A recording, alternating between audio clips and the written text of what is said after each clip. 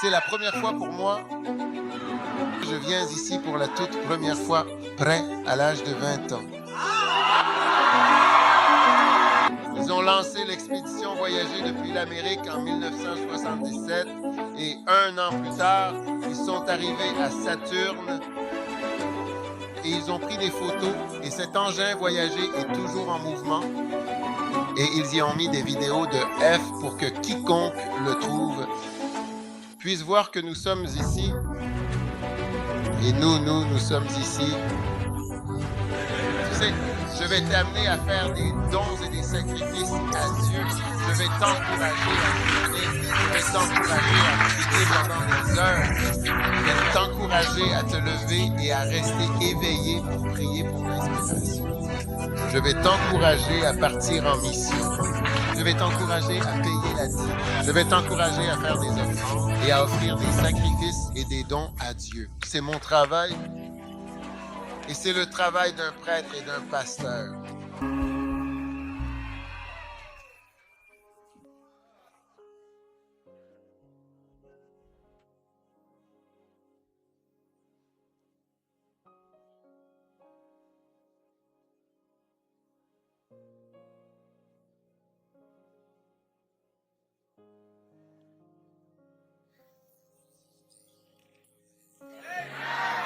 Asseyez-vous.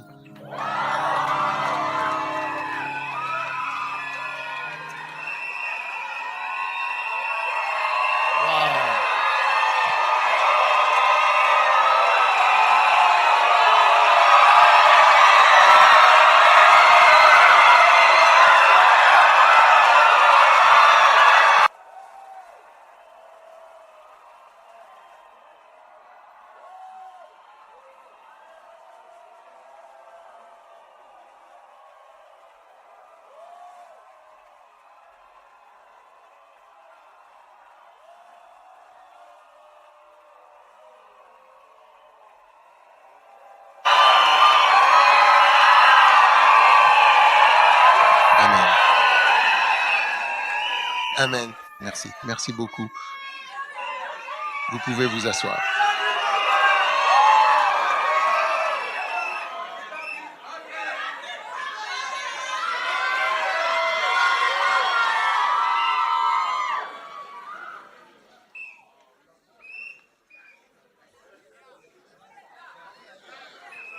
Saint-Esprit, nous te sommes reconnaissants de nous avoir amenés ici aujourd'hui.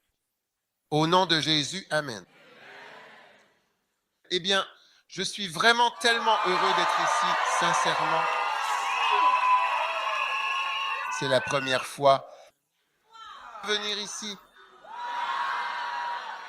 Je crois que c'est la deuxième ou la troisième fois. D'abord, près à l'âge de 20 ans.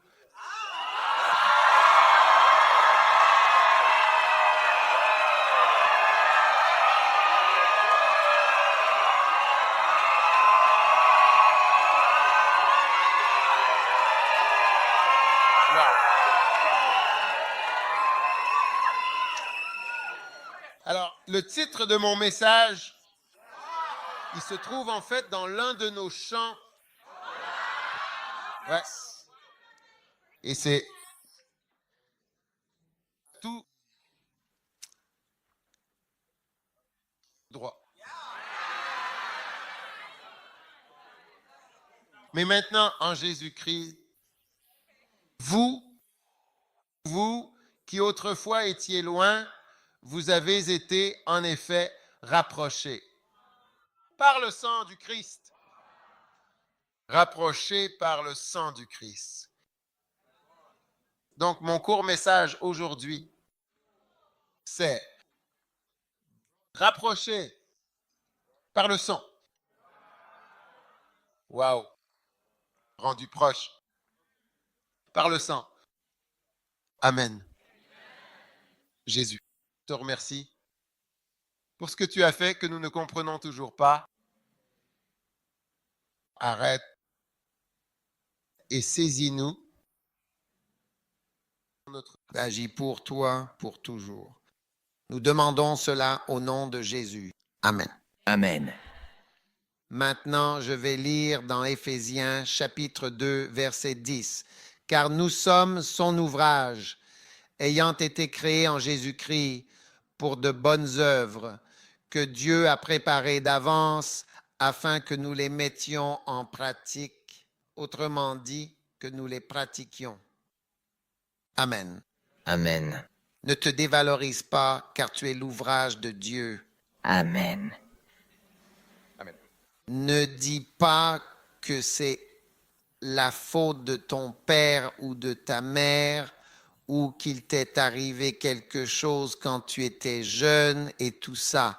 Tu es l'ouvrage de Dieu et tout ce que tu es, c'est ainsi que Dieu a voulu t'utiliser. Tu comprends? D'accord?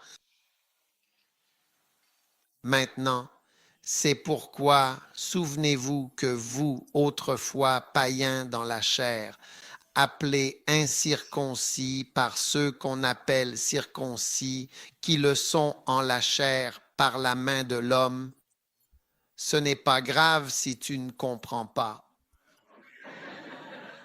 Verset 12. En ce temps-là, vous étiez sans Christ. Étiez-vous sans Christ auparavant? Oui. Étant étranger à la communauté d'Israël. Et donc, le Commonwealth britannique tire son nom directement de cela. Commun, communauté, la richesse qui est commune à tout Israël. Et étranger aux alliances de la promesse, sans espérance et sans Dieu dans le monde. Aviez-vous de l'espérance? Non. Il est vrai qu'il n'y a aucune espérance sans Dieu dans le monde. Verset 13. Verset 13. Mais maintenant, en Christ, vous qui étiez autrefois éloignés, c'est-à-dire séparés, tenus à l'écart, vous avez été rapprochés, vous avez été amenés plus près. Et cela uniquement par le sang du Christ. C'est ce sang qui a permis ce rapprochement, ce retour vers la proximité en Christ. Amen. Amen. Car c'est lui qui est notre paix, lui qui des deux n'en a fait qu'un et qui a renversé le mur de séparation entre nous, ayant aboli dans sa chair l'inimitié, la loi des commandements dans ses ordonnances, afin de créer en lui-même avec les deux un seul homme nouveau, en établissant la paix et de les réconcilier l'un et l'autre avec Dieu en un seul corps par la croix, en détruisant par elle l'inimitié. Il est venu annoncer la paix à vous qui étiez loin et la paix à ceux qui étaient près.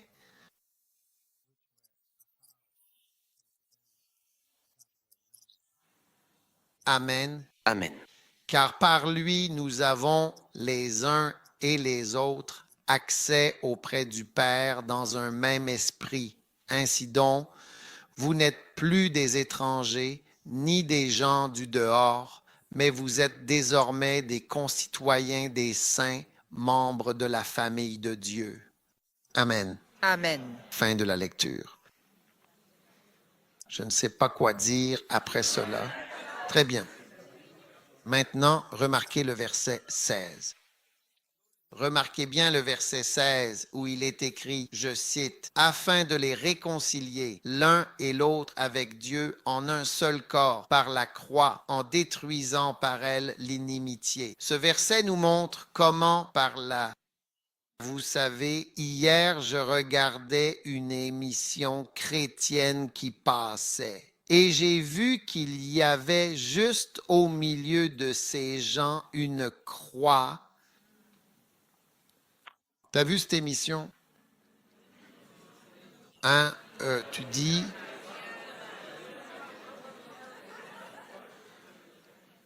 Maintenant, Jésus-Christ, n'est-ce pas, est notre Sauveur. Oui. Oui, vous voyez, si vous regardez les planètes, si vous Les rares fois où ils ont pu filmer les planètes, les différentes planètes, la chose principale qu'on remarque, c'est qu'il n'y a personne là-bas. Et c'est un peu déconcertant, parfois même déstabilisant et également déroutant pour les personnes qui envoient ces missions. Il n'y a personne. Ce ne sont que des roches vides et stériles, des volcans, de la pluie, des tempêtes d'acide, mais il n'y a personne, il n'y a aucun être humain. Et donc ici, nous sommes sur cette terre, une image de la terre vue du ciel, et c'est une boule bleue. Parce qu'une grande partie de nous, c'est la mer, l'océan. Et ici, quand on arrive sur cette terre, il y a des gens. Nous avons des gens qui construisent des choses, des rivières, des gens partout. Je veux dire, il n'y a rien de tel sur aucune des autres planètes. Et chaque planète a une couleur différente. La planète rouge. Laquelle est rouge? Mars est rouge et il y fait très froid, genre moins 60 et froid. Nous sommes loin du soleil. Il n'y a tout simplement personne là-bas. Oui. Mais quand tu viens ici, tu atterris. Si tu atterris au Texas ou si tu atterris à Londres, il y a ces gens. Et tu vois tous ces gens, waouh, tous ces gens. Des êtres vivants. Tu vois? Oui. Et plus ils voyagent loin, plus ils ne trouvent toujours rien. Ils ont lancé l'expédition Voyager depuis l'Amérique en 1977 et elle voyage depuis ce temps-là. Elle est passée près de Jupiter en 1979 et a pris les premières photos en gros plan de Jupiter en 1979, tout récemment, et ils étaient stupéfaits. Et puis 1 an plus tard, ils sont arrivés à Saturne, ils ont pris des photos et cet engin Voyager continue de se déplacer. Et ils y ont mis des vidéos de la Terre pour que quiconque le trouve voit que nous sommes ici. Et nous sommes là. Tu vois? Mais il n'a trouvé personne et il continue d'envoyer des images et il vole depuis 1977. Wow. Jusqu'à maintenant. Oui. Incroyable. Incroyable. Alors, les êtres humains, qui sommes-nous et où allons-nous? Alors, Dieu Tout-Puissant a tant aimé le monde. Il a aimé nous, les créatures qui sommes ici, qui l'avons oublié Allez. et qui ont dit qu'il n'y a pas de Dieu. Amen. Personne ne nous a créés. Nous sommes juste arrivés dans le monde avec un boom, Avec un mot. un grand bang. Pof! Et puis nous étions là. Sérieusement. Sérieusement. C'est très, très sérieux. Oui, tellement offensant. C'est offensant. Oui. C'est vraiment offensant. Et plus il découvre encore. Il ne semble même pas s'humilier et dire « nous ». Il doit bien y avoir quelqu'un, quelque chose qui nous a créés. Et nous sommes si petits. Amen. Et quand tu vois la terre depuis le ciel, ce n'est qu'une boule bleue. Waouh.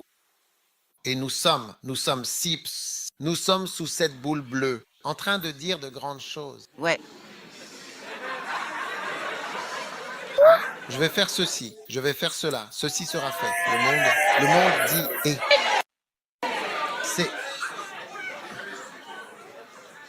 C'est incroyable. Amen. Et c'est pour cela que Dieu est attiré par les personnes humbles Amen. et par ceux qui savent vraiment à quel point, au fond d'eux-mêmes, ils ne sont rien. Nous ne sommes tous rien, tu sais, absolument rien, tu comprends? Bref, Dieu, qui est là-haut, au ciel, a tant aimé le monde, n'est-ce pas? Je suis censé finir à quelle heure?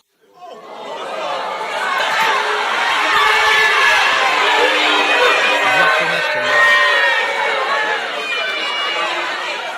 D'accord, pas de problème.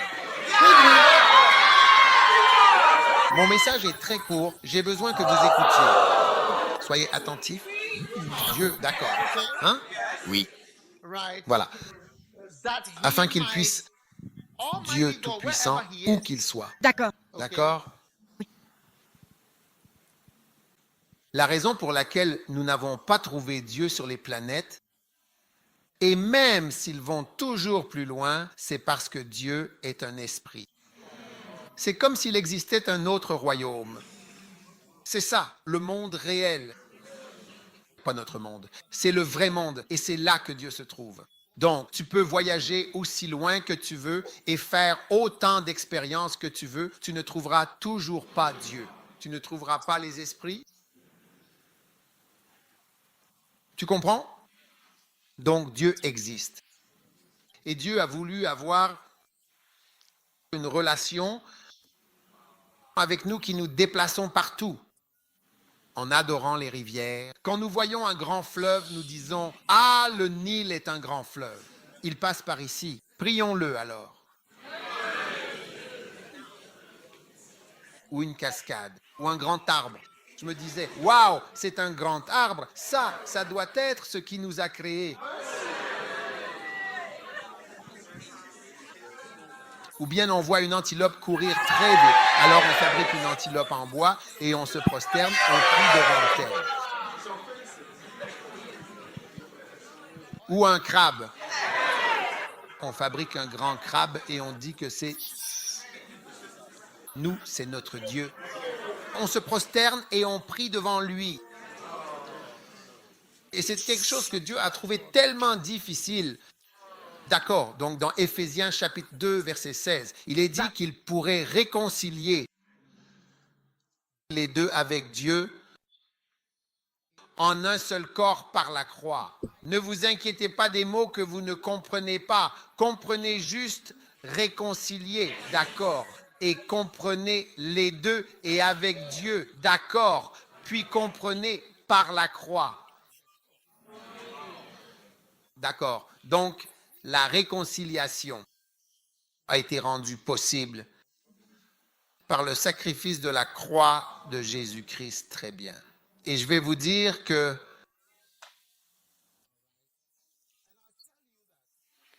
beaucoup de relations ne seront pas aussi bonnes qu'elles pourraient l'être tant qu'il n'y aura pas dans cette situation un grand sacrifice de la part de quelqu'un. Comme vous pouvez le voir, l'Ukraine et la Russie. Quelqu'un doit faire un sacrifice. Ou Israël-Gaza, il faut que quelqu'un fasse un sacrifice. Il y a un prix à payer. Paye ceci, paye cela, tu acceptes ceci, vas-tu payer cela, vas-tu faire ceci, vas-tu faire cela, d'accord, je vais faire ceci, 200 prisonniers, donne-moi 4 otages, je te donne 3 otages, donne-moi 1000 prisonniers, enfin. Il y a un prix à payer pour mettre fin au conflit et faire la paix. D'accord? Donc la Bible dit qu'il voulait nous réconcilier avec Dieu en un seul corps par la croix, ayant détruit l'inimitié par elle. Maintenant, revenons au verset 13. Verset 13. Mais maintenant, en Jésus-Christ, vous qui étiez autrefois éloignés, vous êtes rapprochés. C'est ce que je veux que vous reteniez. Rapprochés par le sang du Christ. Nous sommes rapprochés. Et votre relation avec Dieu, changement par ce sacrifice de Jésus-Christ. Amen.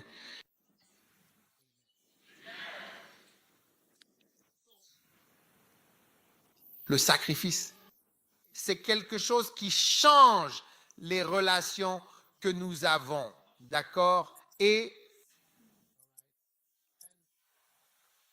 ceux d'entre vous qui veulent se marier, vous allez devoir faire des sacrifices. Vous voyez? Pour avoir cette nouvelle relation. N'est-ce pas? Il faut perdre son nom. Presque perdre son identité. Et pour vivre ensemble, heureux pour toujours. Il faut sacrifier tellement de choses. Et c'est pourquoi beaucoup de personnes mariées ne sont pas aussi heureuses qu'elles l'étaient avant de se marier. Parce que dans le mariage, il faut faire des sacrifices pour avoir une bonne relation. Il faut être humble. Si vous voulez toujours suivre la tradition, qui est une voie biblique, le mari sera le chef.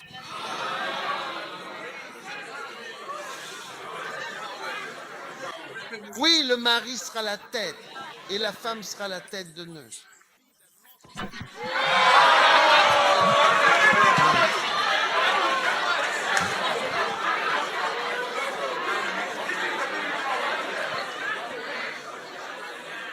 La femme sera la tête de nœud. Oui. Je ne sais pas si vous voulez la Bible ou si vous voulez autre chose. Maintenant, tu vois ce bleu là? Est-ce que vous avez la possibilité éventuellement de nous montrer une image de la Terre? Je ne sais pas ce qui se passe. Quand je dis quelque chose, il ne marche pas.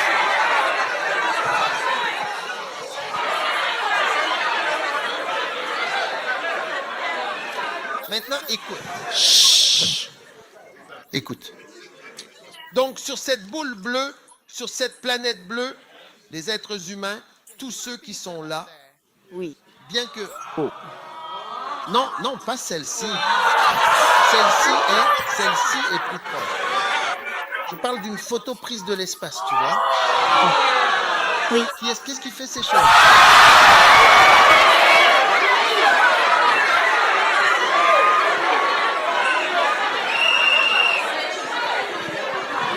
Jésus, eh bien, oui. D'accord, eh bien, pas de problème. Assieds-toi, assieds-toi. Sur cette boule bleue, Ouais. vous avez des gens Oui. qui veulent te faire les choses à leur manière sans qu'on leur dise quoi faire. Et tu peux imaginer le chaos et la confusion. Parce que pour que Dieu ait dit, le mari est le chef, Oui. il enlève vraiment tellement de confusion dans nos relations.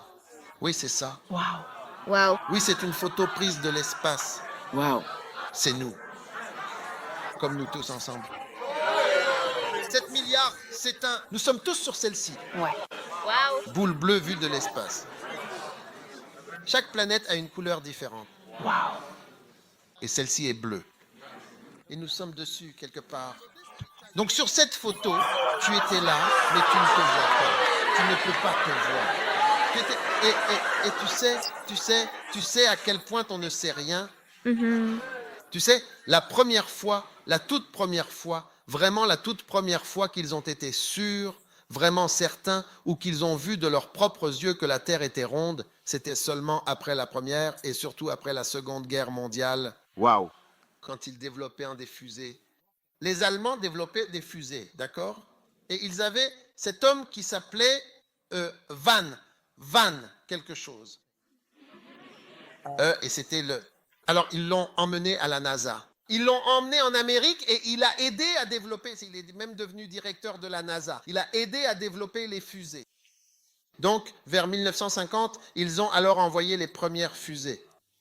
Brown. Von Braun, oui. Et ils ont envoyé les premières fusées dans l'espace. Donc, les fusées sont montées, ont traversé la barrière, l'atmosphère, sont sorties et elles avaient des caméras. D'accord? Alors, ils ont pris des photos et ensuite, les caméras sont retombées sur Terre. Wow. C'est comme ça qu'ils ont fait. Donc, ils ont pris c'était les premières photos de la Terre depuis l'espace et ils devaient récupérer les caméras qui retombaient au sol. Ensuite, ils développèrent les pellicules et ont vu que la Terre était ronde. C'était la première fois en 1950, récemment.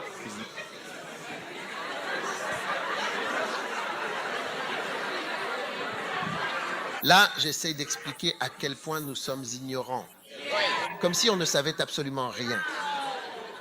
Et on sait tous que la Terre est ronde, mais ils viennent juste de le découvrir et de voir la première photo en 1950. Par là, à cette époque. Donc ce Dieu qui nous aime, c'est lui qui a dit, le mari est le chef. Et la femme doit se soumettre. Et le mari doit aimer sa femme. Oui. Je veux dire, il a donné des règles. Pourquoi veux-tu discuter si tu ignores que la Terre est ronde? Et tu veux discuter sur tant de choses. Oui. Ceux du fond n'applaudissent pas.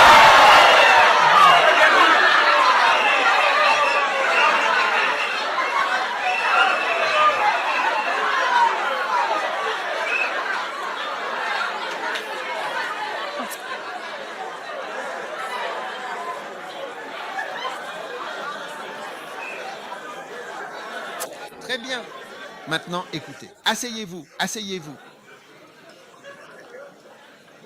Alors, Restez là. ceci est un message très court. Donc, je dis tout cela tout simplement pour expliquer que Dieu est au ciel. Et il nous regarde inventer tant de théories, des comportements très offensants, très orgueilleux. Oui. Vraiment d'une certaine manière. Dire qu'il n'y a pas de Dieu. Dire que Dieu est une rivière, Dieu est une montagne, Dieu est un arbre, Dieu est un cafard, Dieu est un lézard, Dieu est un serpent. Non, non, non.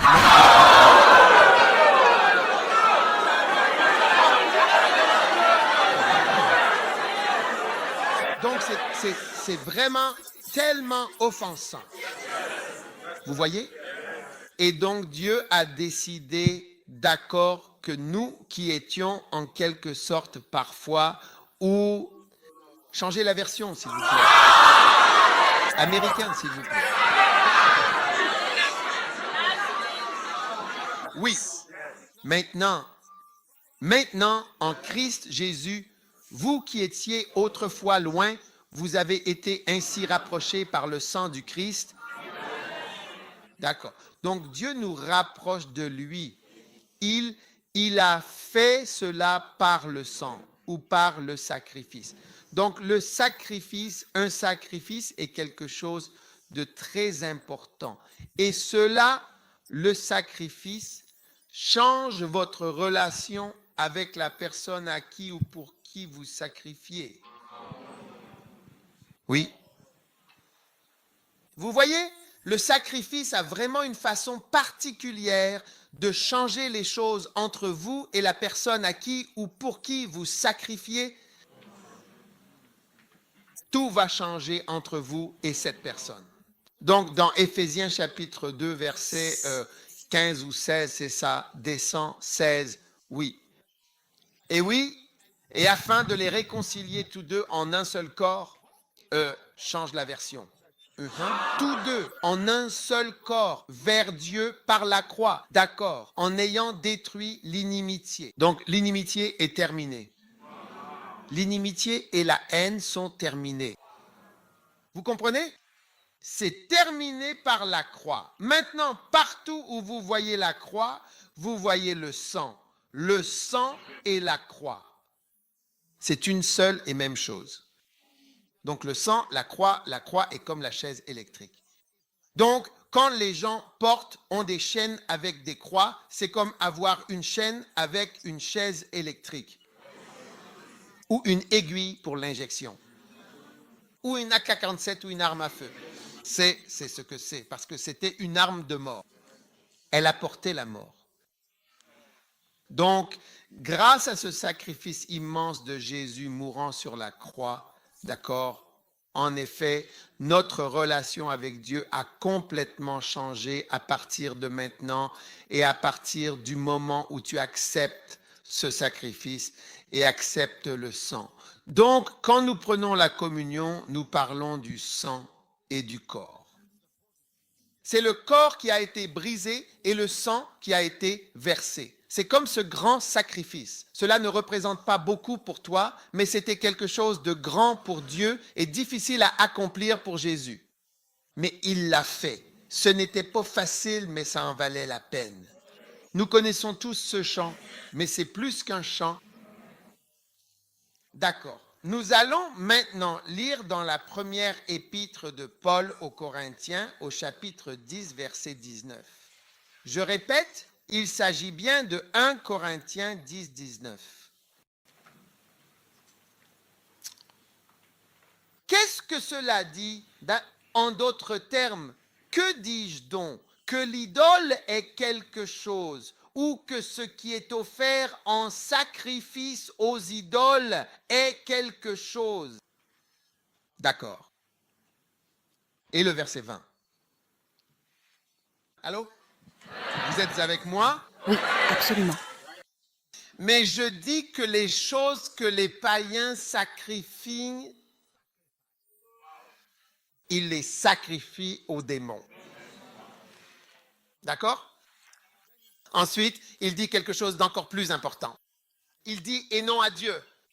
Mais c'est la phrase suivante que je veux que vous remarquiez. Il dit « et je ne veux pas que vous soyez en communion avec les démons ». Vous voyez, ce à quoi vous sacrifiez, vous êtes en communion avec la chose à laquelle vous sacrifiez. Donc il dit que je ne veux pas que vous sacrifiez aux démons parce que je ne veux pas que vous soyez en communion avec les démons. Mais à ce à quoi vous sacrifiez, vous vous rapprochez de cette chose et vous êtes en communion avec elle. Parce que le sacrifice vous rapproche, cela donne, en quelque sorte, une raison de s'approcher. Mais je dis que les choses que les païens sacrifient, en réalité, ils le font aux démons. Oui, ils le sacrifient bel et bien aux démons. Des démons, en effet. Les démons sont réels, comme si tu pouvais, si tes yeux s'ouvraient au royaume de l'esprit, tu verrais des créatures, tu verrais des personnes, tu verrais surtout, tu verrais des animaux qui sont en réalité des esprits mauvais, parce que la Bible mentionne le lion, le serpent. Et dans Apocalypse 16, j'ai vu des démons comme des grenouilles, tu vois. Et le seigneur de Belzébuth, qui est le seigneur des mouches et des insectes. Et toute une multitude de créatures ainsi que des combinaisons d'animaux. Et c'est pourquoi beaucoup d'idoles dans le monde sont parfois des combinaisons d'animaux et d'êtres humains. Parce qu'elles sont inspirées par les démons qui enseignent aux gens à faire une image de moi, le démon. Tu comprends? Pour que tu adores cela. Démon, cette chose qui est un démon. Oui, c'est pour ça que tous les cultes idolâtres ont ces créatures grotesques. Et ce sont en réalité toutes des images de démons, de diables. Tu vois? Maintenant, il a dit, bonjour, revenons à mon verset dans Corinthiens.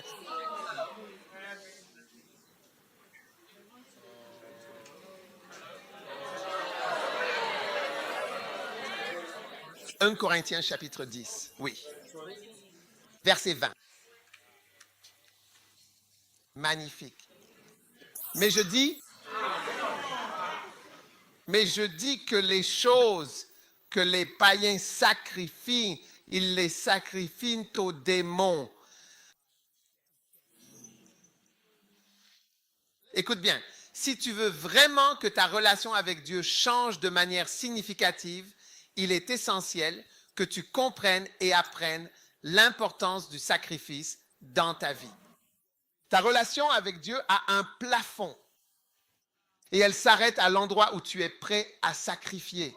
Et c'est là que ça s'arrête. Tu peux lire 1000 livres, tu peux écouter 1000 messages, ça s'arrêtera à ce point-là. Ça n'ira pas au-delà du sacrifice que tu es prêt à faire. Je suis désolé. Oui. C'est pourquoi la Bible dit dans Romains chapitre 12, « Je vous exhorte donc, frères, par les compassions de Dieu, à offrir vos corps comme un sacrifice vivant. » Il y aura un sacrifice. Il y aura un sacrifice. Il y aura un sacrifice. Il doit y avoir un sacrifice. Et ton plafond, c'est ton sacrifice. Si tu veux aller un peu plus loin, tu devras alors payer un certain prix. Oui. Tu vois, tu as des petits amis et des petites amies. On va jusqu'à un point. On fait ceci, cela, tout ensemble. Mais si tu veux aller plus loin, tu comprends? Si tu veux aller plus loin, alors tu sacrifies toutes les autres relations pour cette relation avec cette seule personne. Oui. Donc, le sacrifice, c'est vraiment en quelque sorte la clé des relations. Tu dois devenir quelqu'un qui va se sacrifier et faire des offrandes et des sacrifices à Dieu. Hébreux chapitre 5, verset 1, très rapidement, je veux passer là-dessus très vite. Tout grand prêtre ou pasteur principal est choisi parmi les hommes et est ordonné. Pour quoi faire? Pour les hommes, dans les choses qui concernent Dieu, afin qu'ils puissent offrir à la fois des dons et des sacrifices. Prédication. Il dit que le travail d'un pasteur, c'est d'être ordonné pour aider les gens à faire des sacrifices. Alors il se tient à la porte, apporte ta chèvre, apporte ton mouton, et il les brûle, puis il entre à l'intérieur et il a tout un rituel à accomplir. Il doit les mettre sur l'autel, les découper d'une certaine manière et simplement brûler la viande, et ils doivent supporter l'odeur de la viande. Tout cela fait partie du travail du prêtre. Et c'est comme si toute cette viande qui brûlait, elle était brûlée pour Dieu. Comment adores-tu Dieu? Je ne sais pas. Nous le découvrons en lisant la Bible. Oui. C'est pour cela que nous sommes ordonnés. Et c'est pourquoi un pasteur qui n'est pas capable de recevoir des offrandes, des dons et des sacrifices ne fait pas bien son travail. Et il y a tout un tas de pasteurs qui ne savent pas comment faire cela. C'est pourquoi beaucoup de gens ne peuvent pas être à plein temps dans le ministère, parce qu'ils ne savent tout simplement pas comment aider les gens à faire des dons et des sacrifices. Regarde, dans les églises où l'on fait des sacrifices, tu vois que l'église est différente de celle où l'on n'en fait pas. Non. Oui, une église qui fait des sacrifices est une église prospère. Tu trouves des gens prospères dans l'église. Et en tant que pasteur, j'ai constaté que les gens veulent vraiment faire des sacrifices. Oui. Les gens veulent avoir quelque chose à faire et à financer. Oui. Quelque chose, même juste pour apaiser leur conscience. Oui. Que puis-je faire? Puis-je acheter la moquette pour l'église? Oui. Puis-je payer ou faire quelque chose? Ils aiment faire, les gens veulent faire des choses. Bon conseil, vraiment. C'est le travail du prêtre. C'est vrai. Et donc, c'est le travail de la congrégation D'accord. de présenter des sacrifices à Dieu. La Bible parle même d'un sacrifice vivant, un sacrifice qui ne s'arrête jamais.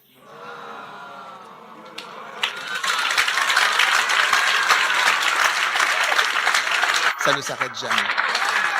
Ça ne s'arrête jamais. Un sacrifice vivant, oui. Un sacrifice vivant encore. Oui. Je pensais que le sacrifice serait terminé. Vous savez, j'ai tellement sacrifié quand j'étais adolescent et que j'essayais de servir le Seigneur. J'ai tellement sacrifié. Je pensais qu'à ce stade, j'aurais fini de sacrifier. Non, mais tu n'as aucune idée de ce que je sacrifie maintenant. Non. Oui, tu n'as vraiment aucune idée en réalité de ce que je traverse en ce moment même, dans ma relation personnelle de sacrifice avec Dieu. Ça ne s'arrête pas. Donc, Hébreux chapitre 8, on peut lire à partir du verset 1, mais c'est vraiment le verset 3. Relisons. Or, voici le point capital de ce qui vient d'être dit. C'est ça? Le point capital, ça veut dire le résumé. Savez-vous que somme est le mot résumé, somme, hein? Non. Tout sauf une sommation. Nous avons un tel souverain sacrificateur qui s'est assis à la droite du trône de la majesté dans les cieux. Donc, il y a une majesté dans les cieux. Oh, il y a une majesté dans les cieux. Nous ne l'avons pas vu, nous ne pouvons pas imaginer à quoi il ressemble ou ce que c'est, mais la majesté dans les cieux. Tu sais quelle taille a une étoile? Je vais te dire. British Airways, si un avion décolle de Heathrow, d'accord, et fait le tour de la Terre pour revenir à l'aéroport de Heathrow, juste pour faire le tour, tu sais combien de temps ça prend? Eh bien, ça prend en moyenne approximativement 24 à 30 heures. Wow. Oui. Il va voler et s'arrêter, bien sûr. Il va s'arrêter à Singapour, puis en Australie, puis revenir. Même d'ici à l'Australie, c'est facilement, 24 heures pour y aller et tout ça. Donc, faire tout le tour et revenir, c'est à peu près 24 heures. Tu me suis? Oui. Je vais te montrer un calcul. S'il vous plaît, c'est très simple. Même ceux d'entre vous qui ne sont pas bons en maths vont comprendre. D'accord? Oui, bien sûr, absolument. Mais et tu verras, c'est vrai, je te le promets. Si nous prenons British Airways et nous atterrissons sur une étoile, et je vais vous donner une étoile, un exemple d'étoile, l'une des grandes étoiles, Rigel, qui s'écrit R-I-G-E-L. Ou Bételgeuse. Vous voyez? Une autre, B-E-T-E-L-G-E-U-S-E, quelque chose comme ça. Bételgeuse, c'est l'une des étoiles jaunes. C'est l'étoile jaune dans Orion. Si vous voyez Orion dans le ciel, la jaune, il y en a une qui est jaunâtre. C'est Bételgeuse. D'accord. Alors ce soir, j'entends que toutes les planètes sont visibles maintenant. Levez les yeux et vous voyez Orion. Combien savent comment repérer Orion? Oui. Levez la main si vous savez repérer. Oh, non, non, non, non, non, non, non. Sous terre, dans le métro, vous ne faites que déplacer les bus. Vous ne regardez pas le ciel. Sérieusement. Sérieux.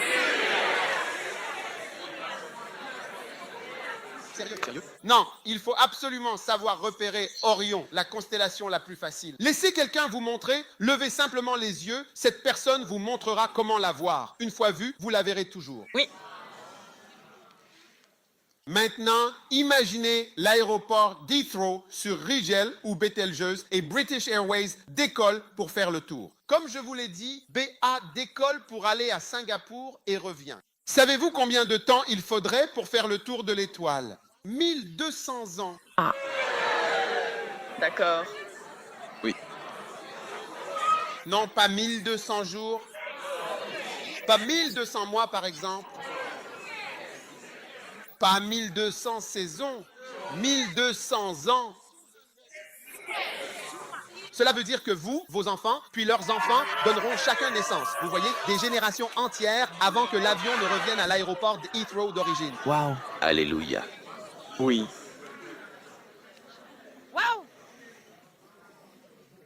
Donc, au lieu de vous donner la distance en milliards de kilomètres, vous ne comprendriez pas. Je vous explique juste pour que vous compreniez. Si un avion à réaction fait le tour cette fois-ci, puis un avion à réaction fait le tour de l'étoile, c'est pour vous montrer à quel point c'est immense. Alors c'est comme, où est Dieu?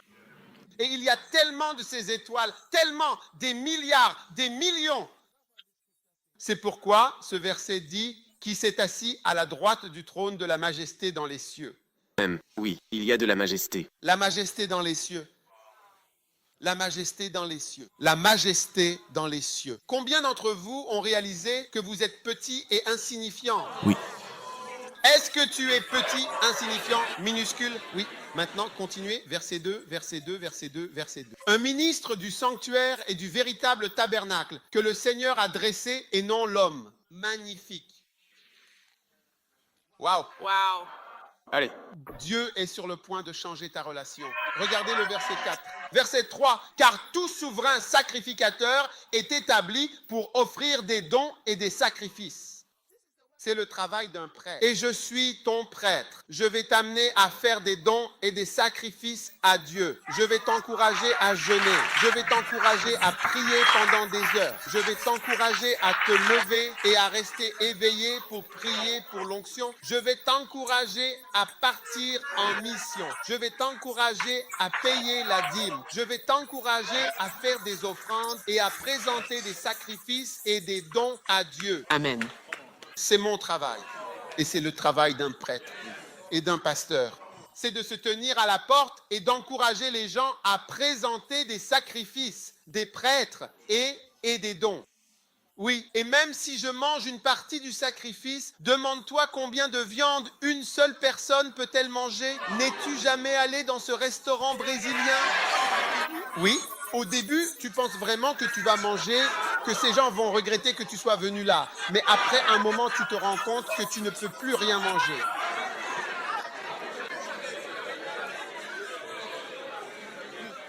Combien? Combien de... Oui, bien sûr, absolument, sans aucun doute. T'es avec moi? Oui. Combien peux-tu manger? Il n'y a rien là-bas. Non, ne t'inquiète pas. Certains d'entre vous s'inquiètent maintenant. Le prêtre va manger ma viande. Demande à ton voisin, est-ce toi qui dis que le prêtre va manger ma viande? Le prêtre va manger ma viande. Le prêtre va manger ma viande. Hein? Où as-tu été formé?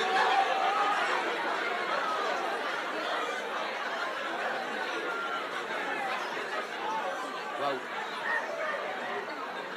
Maintenant, ouvrez votre Bible, s'il vous plaît, à la Genèse, chapitre 22. D'accord. Vous savez, en fait, d'ici la fin, Dieu va transformer profondément votre relation. Amen. Waouh, je suis enthousiaste pour la Genèse 22. Amen. Oui. C'est vrai. Prêcher. Maintenant, j'ai plus d'énergie.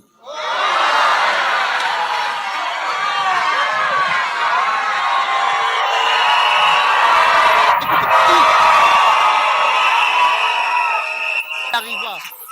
Êtes-vous prêt pour quelque chose? Attachez votre ceinture du bas. Attachez votre ceinture du bas.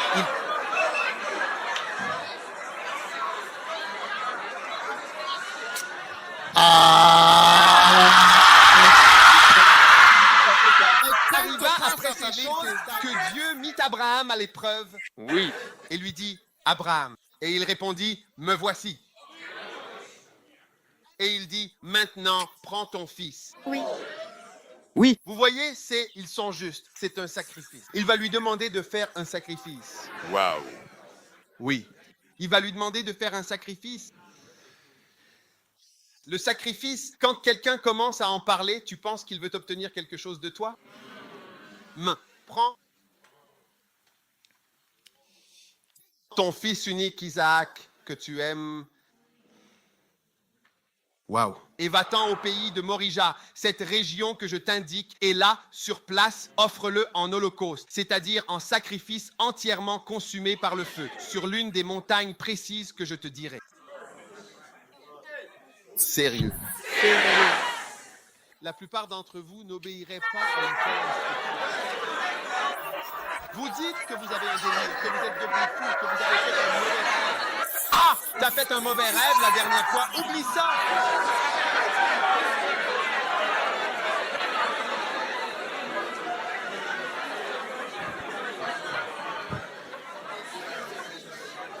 Levez vos deux mains. Ma relation avec Dieu est en train de changer. Ma relation avec Dieu change. Oui.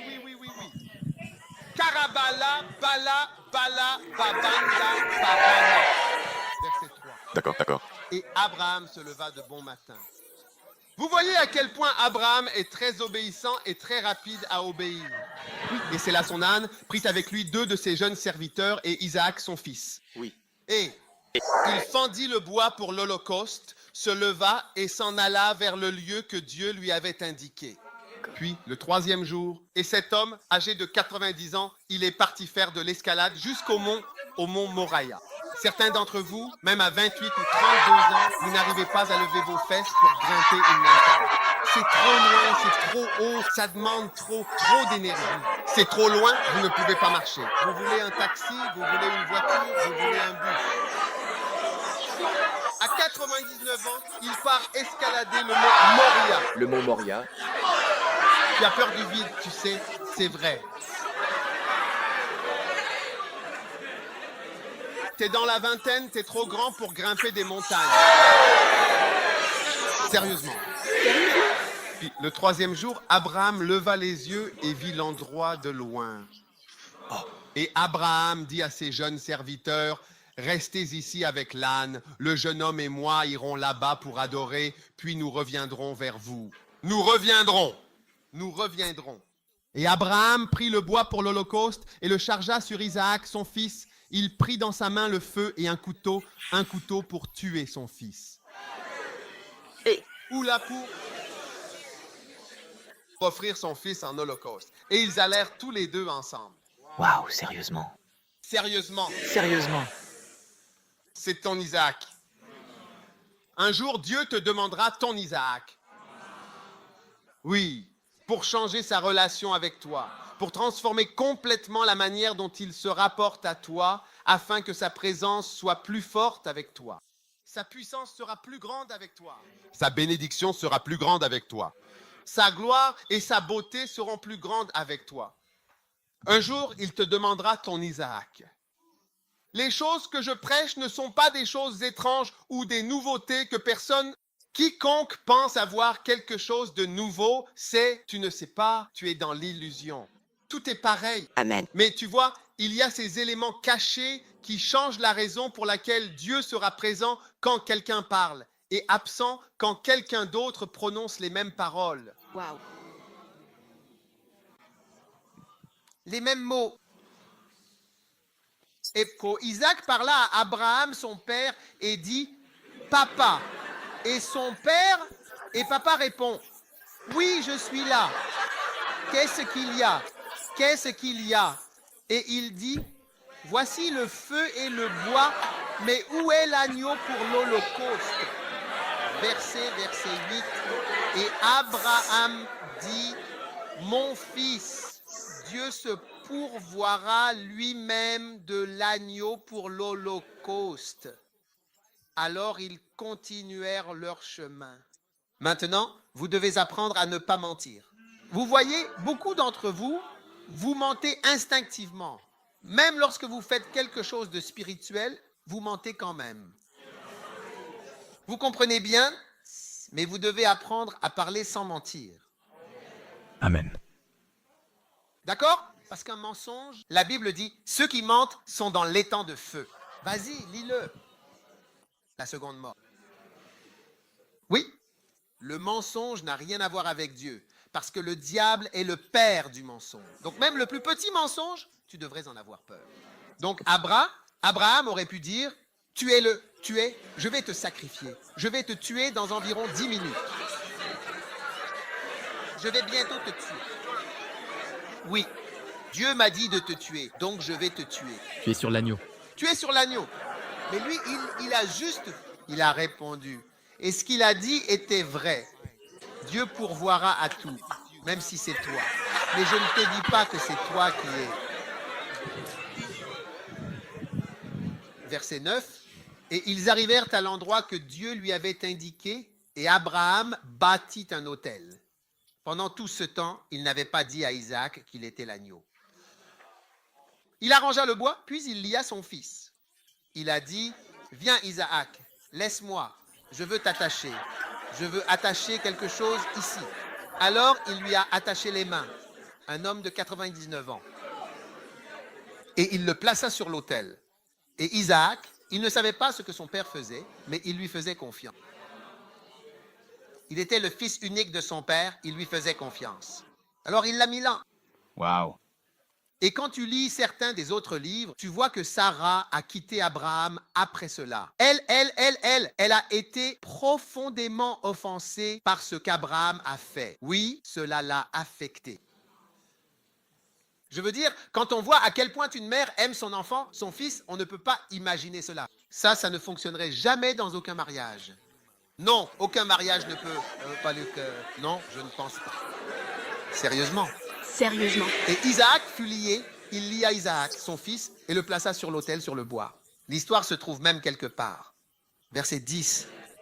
Combien d'entre vous réalisent que l'histoire se trouve quelque part? Oui. Et Abraham étendit la main et prit le couteau pour égorger son fils. Vous savez, Dieu faisait preuve de prudence. Savez-vous ce qu'est la stratégie du bord du gouffre? Le brinkmanship est une forme de négociation où l'on pousse tout jusqu'au dernier moment. Oui, tu pousses tout jusqu'au dernier moment, mais tu n'as pas vraiment l'intention d'aller jusqu'au bout. Tu laisses simplement tout arriver jusqu'à la toute fin. Non. Non. Donc, jusqu'au bord, pour voir si tu changes d'avis. Oui. Ils utilisent donc la politique de la corde raide dans certaines de leurs négociations pour la guerre et tout ça. Et parfois même dans les mariages. Vous pouvez même utiliser la stratégie du bord du gouffre. Si tu ne recules pas, c'est la fin. Ils disent, vraiment, la fin? Tu veux dire la fin? Tu dis, oui, la fin. D'accord, j'ai changé d'avis. Dès aujourd'hui, je cuisinerai pour toi. D'accord. Waouh. Mais tu peux dire d'accord. Mais il faut faire attention. Parce que ça peut aller jusqu'au bout. C'est pour ça qu'on appelle ça le brinkmanship. C'est ça. Oui. Ça franchit vite la limite. Tu dis, je vais faire ça. Et sans t'en rendre compte, tu le fais. Oui, bien. Alors, il a pris le couteau comme ça et il était sur le point de... Il a dit à Isaac, penche-toi, baisse la tête comme ça parce que je veux couper comme ça. Alors, Isaac a penché la tête en arrière comme ça et il a pris le couteau. Certaines personnes pensent qu'il a levé le bras. Non, il l'a posé sur la tête comme ça. Tu fais comme ça. Chut. Parfait. Miséricorde. Verset 11, et l'ange du Seigneur. Quand le couteau était dans sa main, il était sur le point de faire ça. Psh, l'ange du Seigneur l'appela du ciel et dit, Abraham. Et il a dit, oui, je suis là. Sa main tremblait. Vraiment comme ça, il tenait le couteau. Verset 12. aujourd'hui, ta relation avec Dieu va changer. C'est oui, Abraham. Il a dit, ne porte pas la main sur l'enfant. Ne lui fais rien, car maintenant, je sais. Vous voyez, la relation a changé. Il a dit, maintenant, je sais que tu crains Dieu. Oui, puisque tu n'as pas refusé ton fils, ton unique fils, pour moi. C'est comme si Dieu disait, maintenant, je sais quelque chose. Ce n'est pas ce que tu dis. Ce n'est pas ce que tu dis. Je sais quelque chose sur toi maintenant. Voilà l'effet du sacrifice. La personne apprend à te connaître. Dieu apprend à savoir avec qui il a affaire, qui tu es. Tu veux qu'il te montre des anges, tu veux qu'il te bénisse, tu veux qu'il te donne de l'argent, tu veux qu'il te donne des choses. Il ne peut pas donner toutes ces choses à tout le monde. Il doit d'abord savoir qui tu es. Et alors il a dit, à cause du sacrifice, maintenant je sais. Je sais. Quand Joseph s'est vu proposer la femme de Potiphar et qu'il a dit non, il a regardé sa beauté. Alors qu'elle se pavanait partout, Ratasato palabando. Et Joseph a dit non. Je ne peux pas faire ça. Je crois que dans le domaine de l'esprit, Dieu a dit, maintenant je sais. Je sais maintenant qui tu es. Je ne me suis pas trompé en te choisissant. Maintenant, je sais. Oui, certains d'entre vous n'arrivent pas à renoncer à vos affaires. Vous n'arrivez pas à abandonner votre pornographie, la masturbation, les petites amies, les petits amis, les vidéos dénudées, les appels et toutes ces autres choses que vous faites, à jouer à des choses et à faire n'importe quoi. Vous n'arrivez pas à enlever.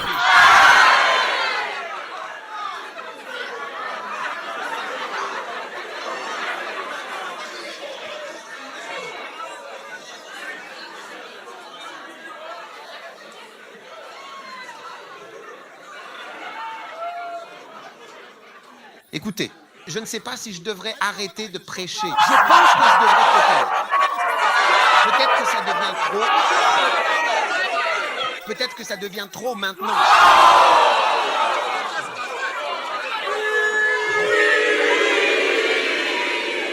D'accord, il a dit, maintenant je sais que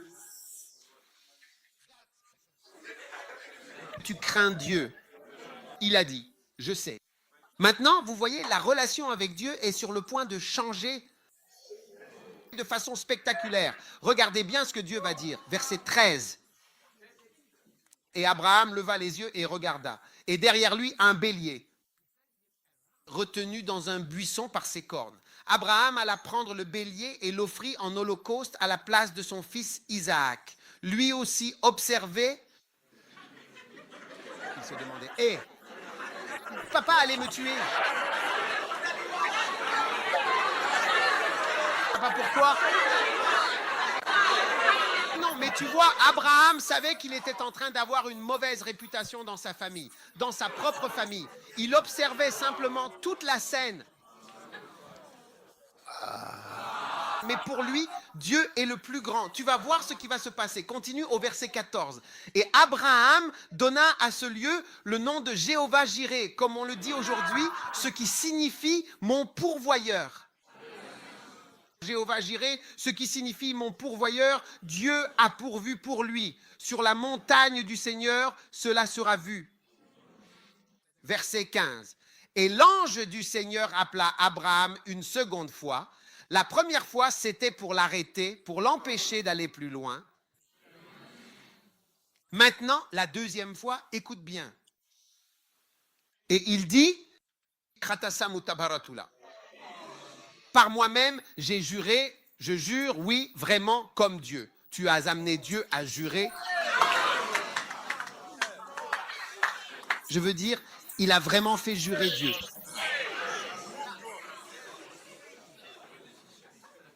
La relation, la proximité, c'est pourquoi j'ai dit que cela s'appelle être rapproché par le sang.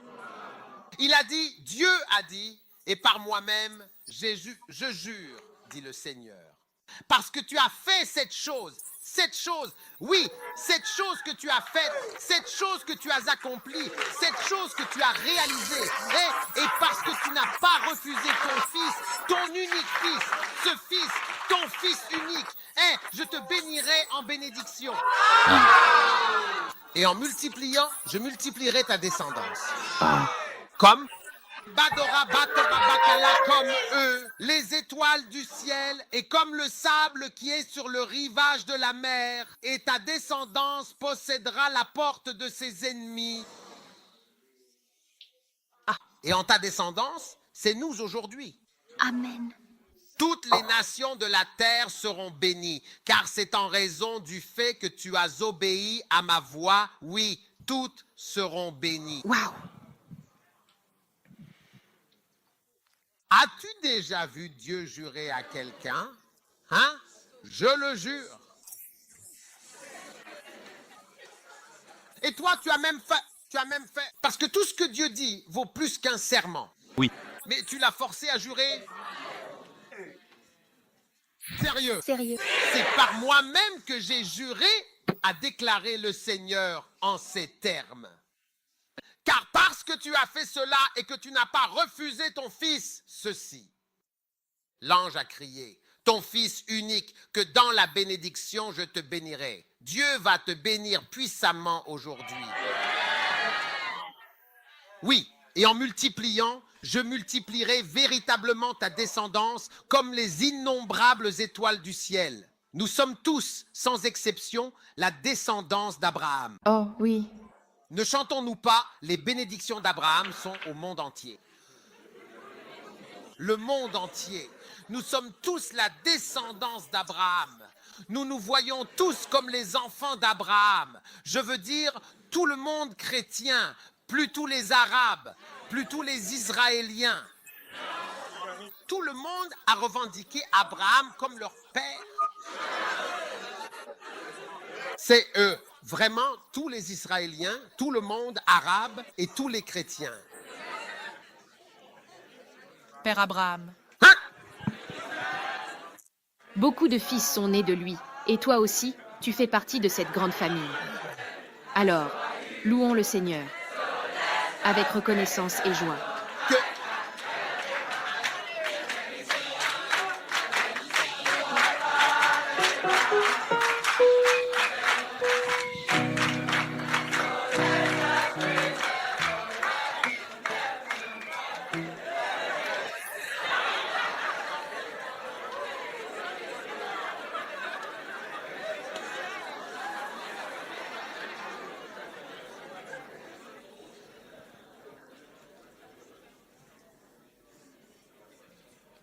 En bénissant, je te bénirai.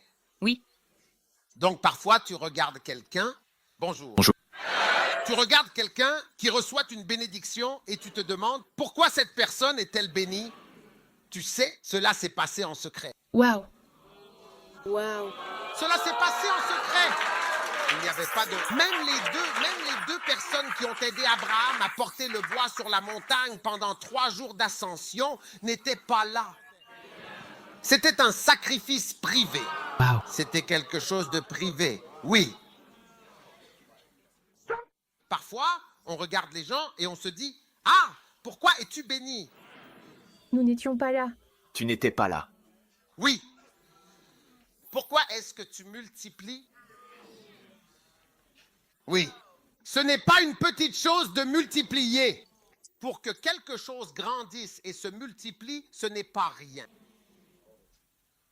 Comme les étoiles du ciel, pour que quelque chose devienne impossible à compter. Peux-tu imaginer si, par exemple, tes billets de 150 livres ne pouvaient pas être comptés?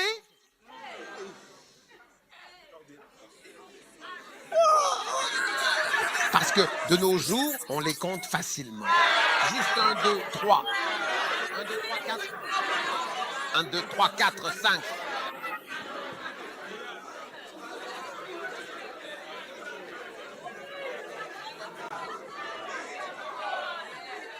Très bien. Je multiplierai ta descendance comme les étoiles du ciel. Religion. est comme le sable qui est sur le rivage de la mer. Deux choses impossibles à compter. Hein? Et ta descendance possédera la porte de ses ennemis. Cela signifie que dans chaque crise, tu as l'avantage. D'accord. Cela veut dire que dans chaque bataille, tu seras le vainqueur. Amen. Cela veut dire que dans chaque conflit, tu ressors gagnant. Amen. Et puis, en ta descendance, allez, toutes les nations de la terre seront bénies parce que tu as obéi à ma parole. Quand je rencontre des gens qui sont bénis par mes livres dans différents pays, alors que je ne les connais pas, dans différentes langues que je ne connais pas. C'est tout simplement inhabituel. Amen. Pour moi, je vois cela comme quelque chose de surnaturel. Quelqu'un lit mon livre en malgache. La langue à Madagascar, c'est le malgache. D'accord. Oh, d'accord.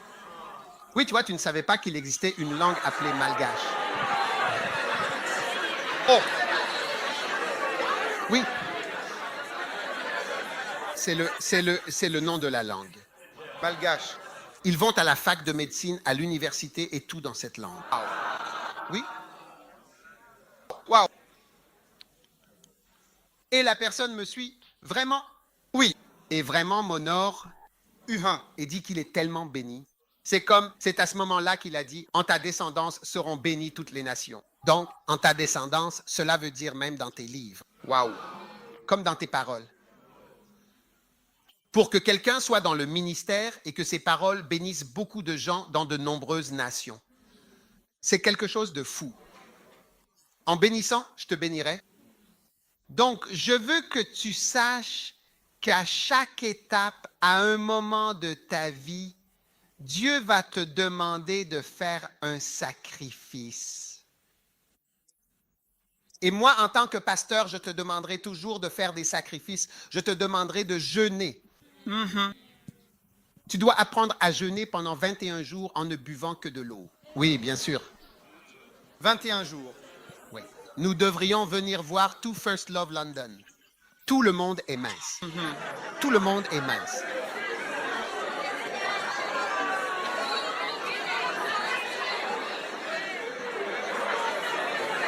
Ouais. Sérieux? Sérieux. Sérieux. Ah, très sérieux. 7 jours, seulement de l'eau. 5 jours, seulement de l'eau.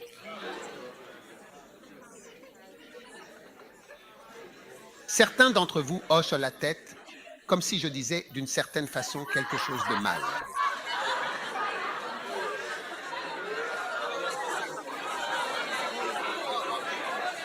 Écoutez,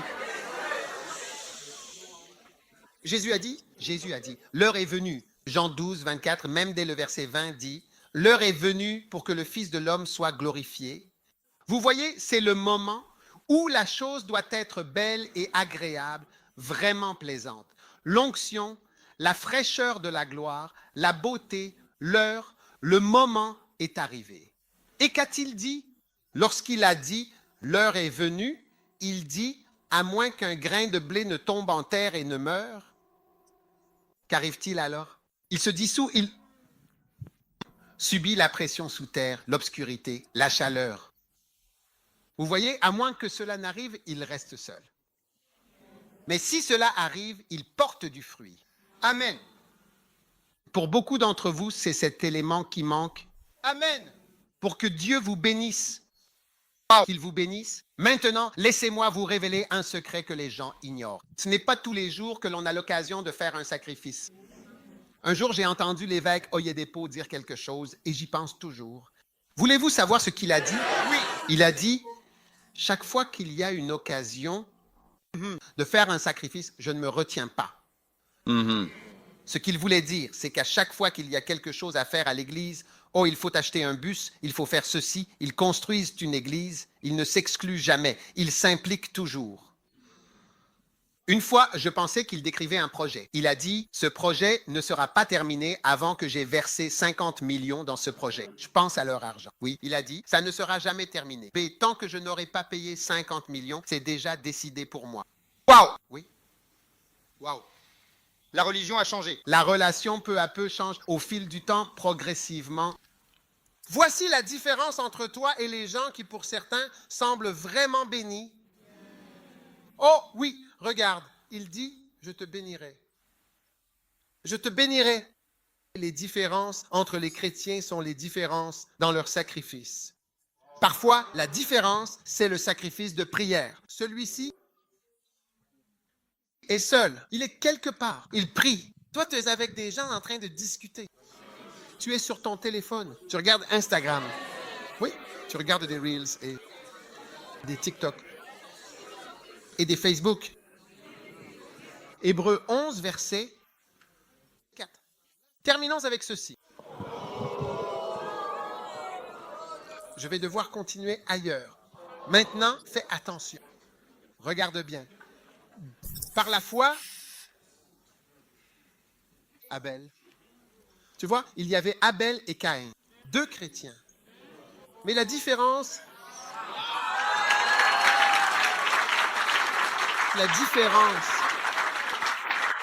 était dans le sacrifice. Oui. Oui! Par la foi, Abel offrit à Dieu un sacrifice bien plus excellent que celui de Caïn.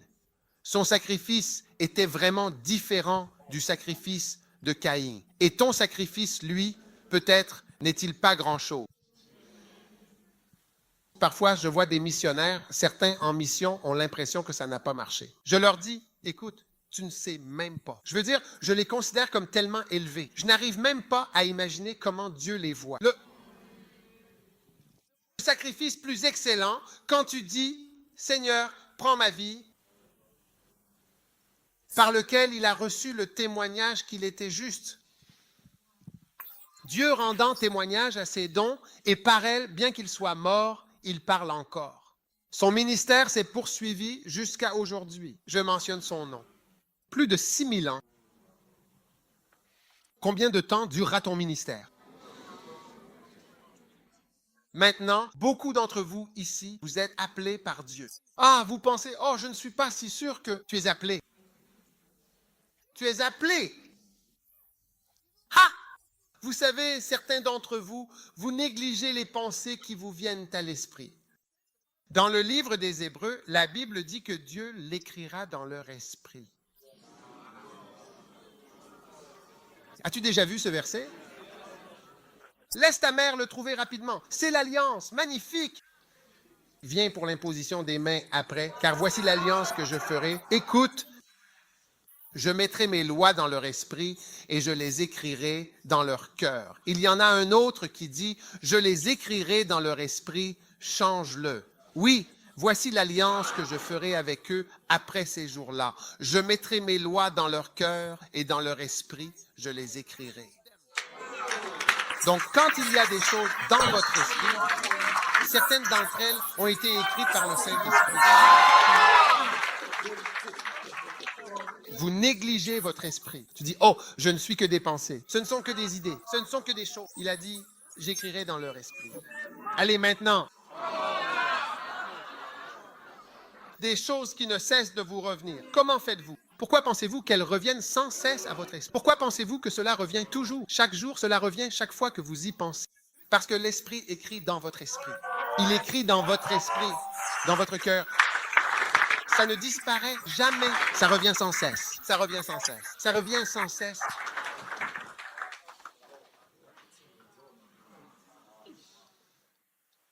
Il est en train d'écrire. C'est pour ça que ça te vient à l'esprit, mon ami. Tu ne peux pas l'ignorer. Et Dieu te le demandera. C'est pourquoi je dis, écoute, quand l'occasion se présente, ne te retiens pas. Ne te retiens pas. Il y a des années, tu sais, je dirigeais l'hôtel de mon père et des chrétiens sont venus là et ils voulaient un tarif spécial. Une réduction et tout le reste. Je leur ai accordé, enfin, une réduction que je pouvais leur donner. Ils en voulaient plus et ils insistaient. J'ai dit non, non, c'est fini. Payez ou partez. Tu sais, quand ils sont partis, jusqu'à aujourd'hui, je n'oublie pas. Et le Seigneur m'a dit, tu sais, tu avais une occasion d'aider cette église et tu ne les as pas aidés. Oui, je me sens toujours mal à ce sujet.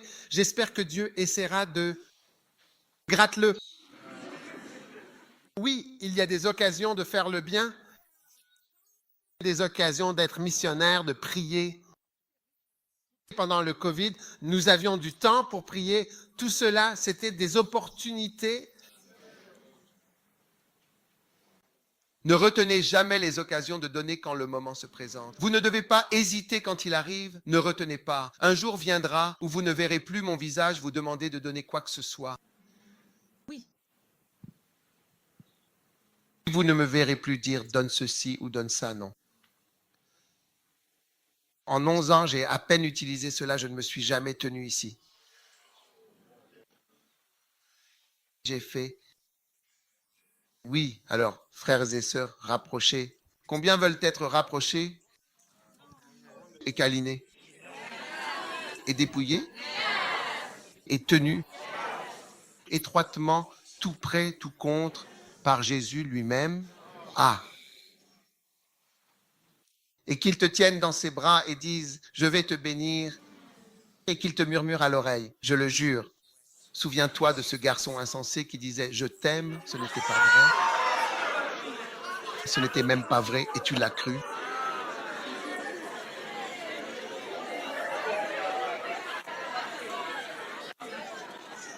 Ce n'était même pas vrai. Combien ont déjà cru à ce genre de choses?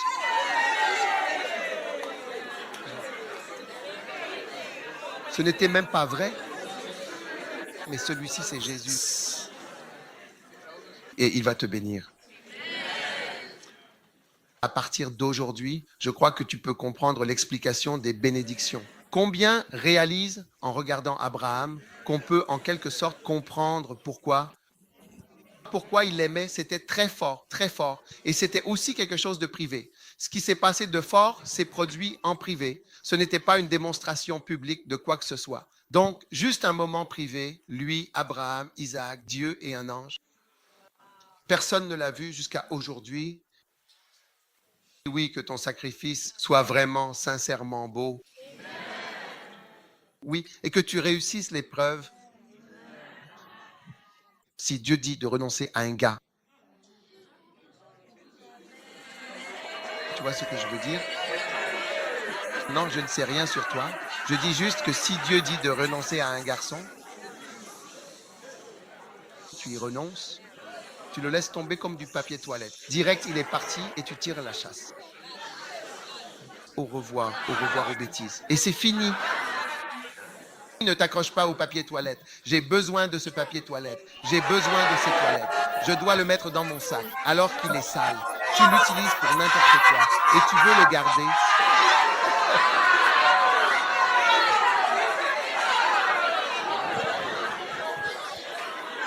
Très bien. Alors, levez-vous tous. Levez-vous.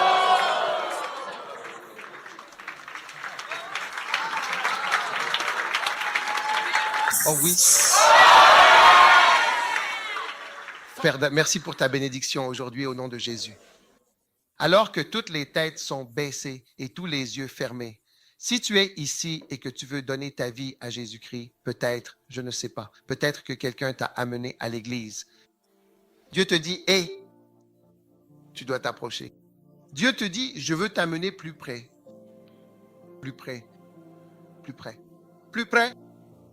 Et si tu es ici et que tu veux venir à Dieu, que tu veux donner ta vie à Jésus, je ne sais pas, peu importe pourquoi tu es venu, qui t'a amené ou pourquoi tu es ici, si tu veux donner ta vie à Jésus, lève la main comme ceci, lève simplement ta main droite et laisse-moi prier avec toi, où que tu sois debout. Pasteur, prie pour moi. Pasteur, prie pour moi. Je veux donner ma vie à Jésus. Que Dieu te bénisse, que Dieu te bénisse, que Dieu te bénisse, que Dieu te bénisse. Lève-la bien haut. Merci Jésus. J'ai besoin de Dieu. J'ai besoin de Jésus. Je vois vos mains. Je vois ta main. Je vois ta main. Je veux simplement prier une prière simple avec vous aujourd'hui avant que nous terminions. Maintenant, si vous avez levé la main et que vous voulez que je prie avec vous, je veux que vous veniez me rejoindre ici devant.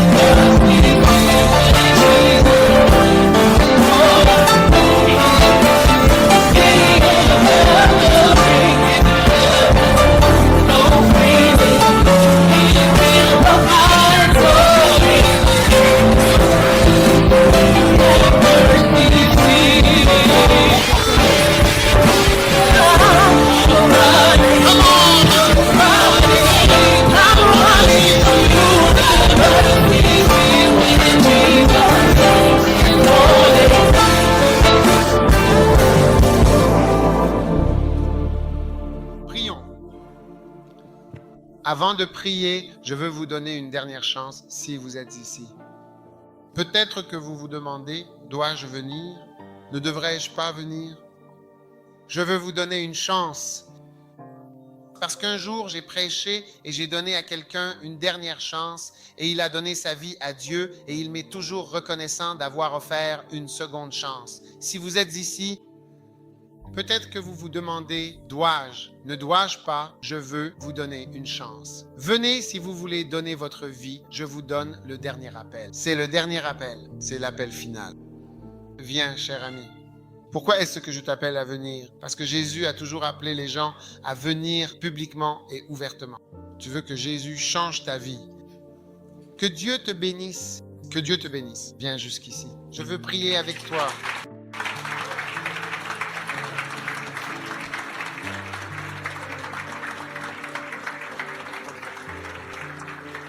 Prions.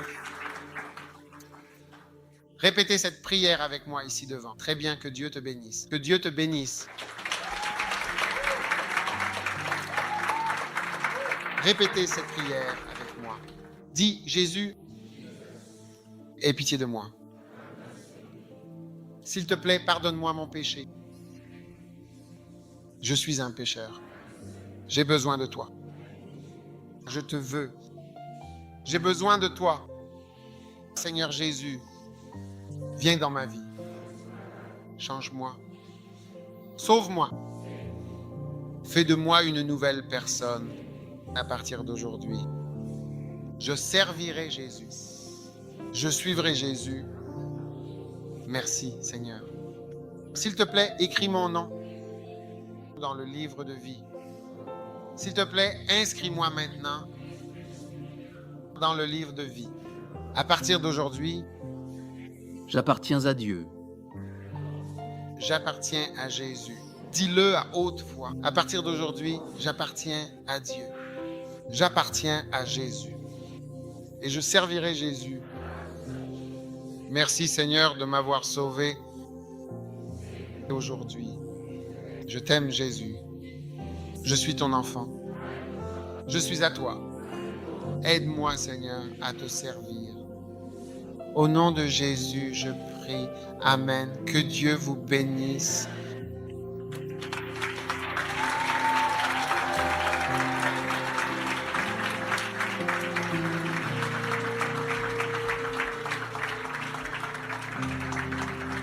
Que Dieu vous bénisse. Alors, par où doivent-ils aller? Que Dieu vous bénisse. Veuillez suivre notre panneau juste là. Que Dieu vous bénisse. Vraiment. Waouh, quelle bénédiction.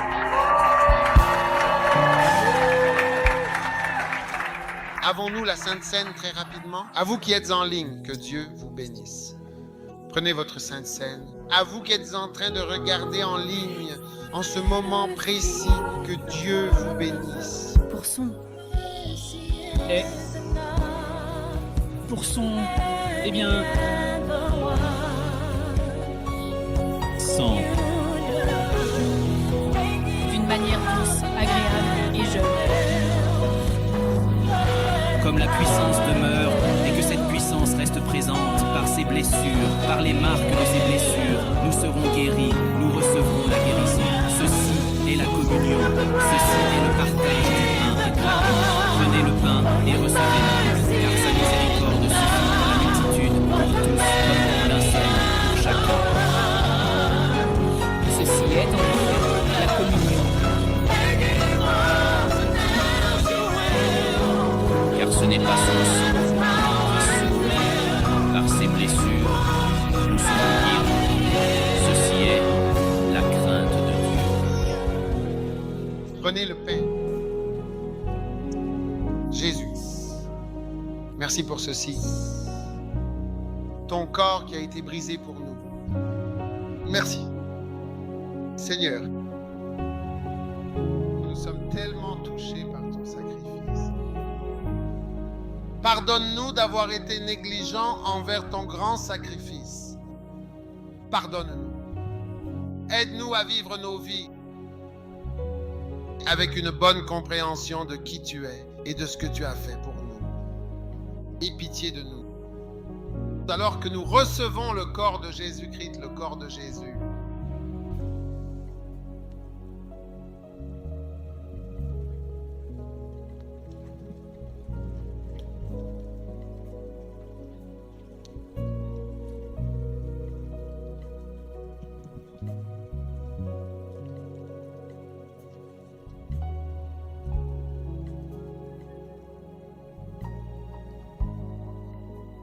Combien d'entre nous ont fait des erreurs? Père, merci pour le sang. Que le sang de Jésus plaide pour nous tous. Pardonne-nous nos péchés, Seigneur. Alors que nous recevons ce sang, nous recevons la purification. Puissions-nous nous approcher de toi par sang. Puissions-nous être bénis dans notre relation avec toi grâce à ce sang, le sang de Jésus-Christ.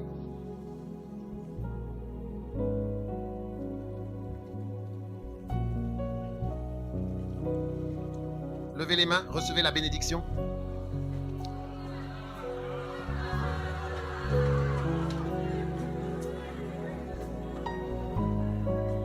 Que la bénédiction du Seigneur soit sur votre vie.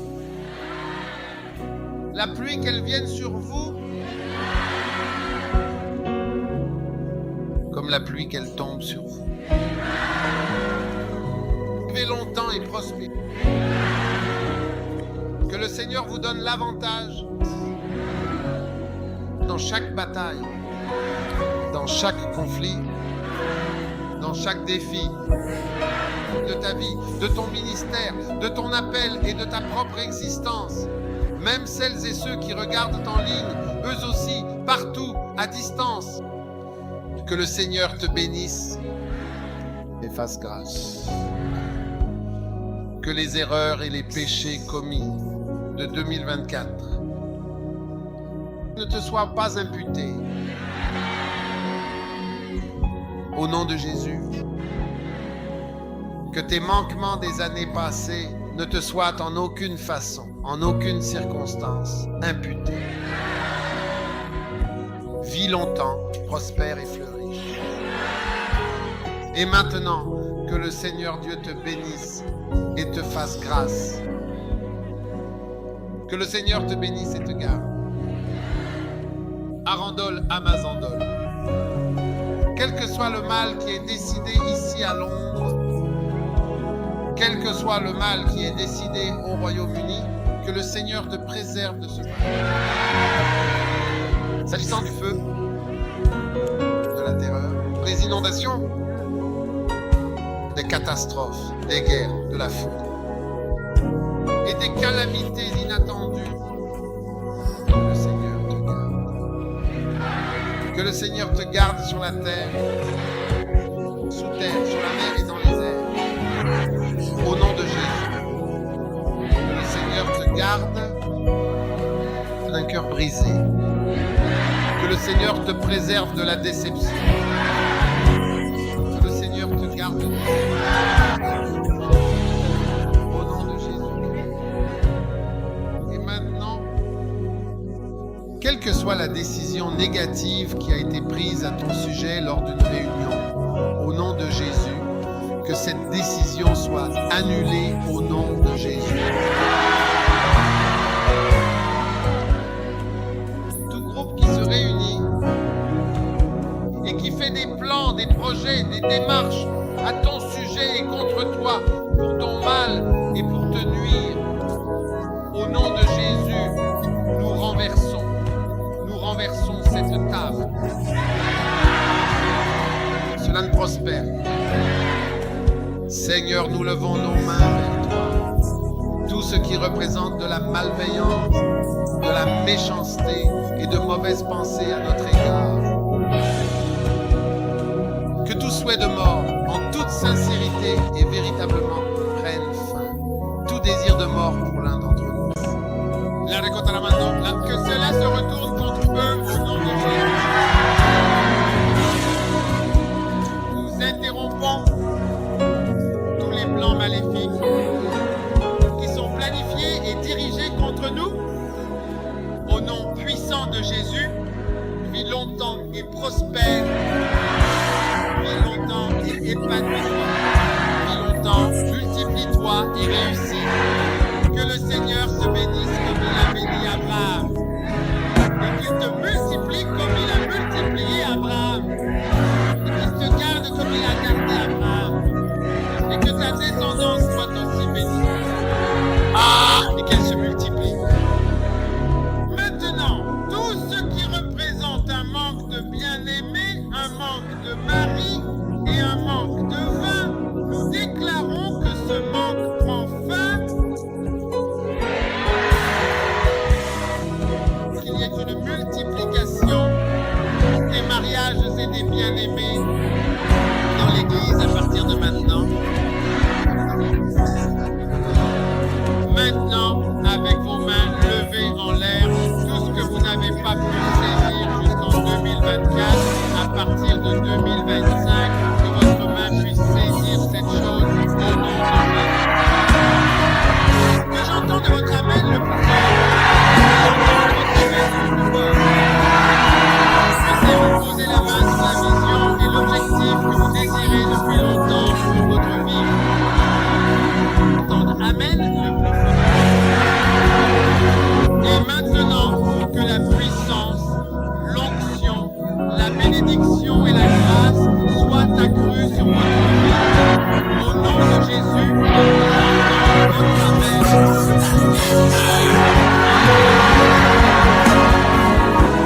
à partir de maintenant, que les gens puissent ressentir, percevoir la véritable présence de Dieu.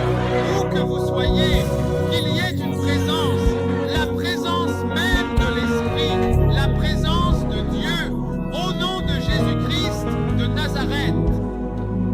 Vous rirez jusqu'à la fin de cette année. Les pleurs et la tristesse ne feront pas partie de votre vie en 2025. Vous sourirez, vous rirez, vous vous réjouirez. Je dis et je vous ordonne dans le domaine de l'esprit, réjouissez-vous grandement. Réjouissez-vous grandement. Réjouissez-vous grandement. Réjouissez-vous grandement. Réjouissez-vous grandement.